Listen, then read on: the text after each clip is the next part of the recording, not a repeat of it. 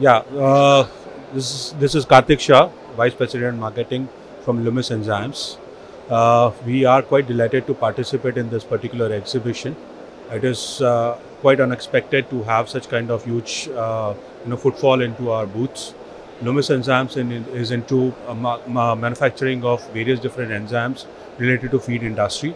We are into providing solutions, enzyme-based solutions to the customers and all related to the poultry and swine industry for the feed application.